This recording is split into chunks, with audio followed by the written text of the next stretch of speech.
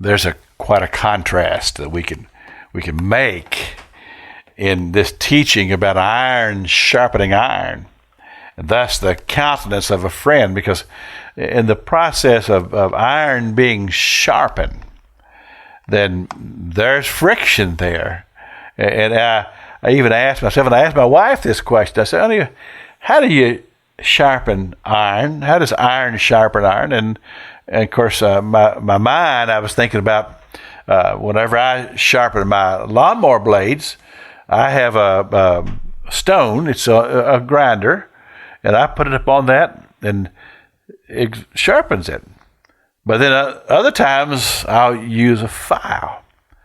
But when I'm using the grinder and sharpening those iron blades, man, sparks begin to fly. And I have to be careful sometimes because I don't want those sparks to land on my shirt, because it'll burn a hole in my shirt if I'm not careful. And then I even had a time once where I was using a grinder in a position that I shouldn't have been, because there was stuff there that was flammable. Now, fortunately, I realized my mistake as it was happening, and I realized that this was not using my brain, and so I corrected the situation. But that could have turned out to be a bad thing.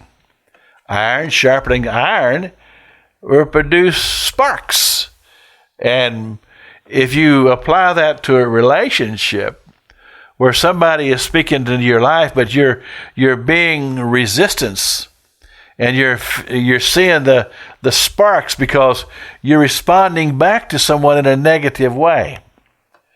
Well, I would say this, that as teachers, we don't have to offend people to teach. We can just continue to be persuasive. Because one of the things we always want to keep in mind is that for whatever we do, there should always be a love in our heart. Because some people can become just so demanding and angry because somebody doesn't respond to what they're saying, which causes the sparks and the friction, and people are just driven away, and the objective is not accomplished.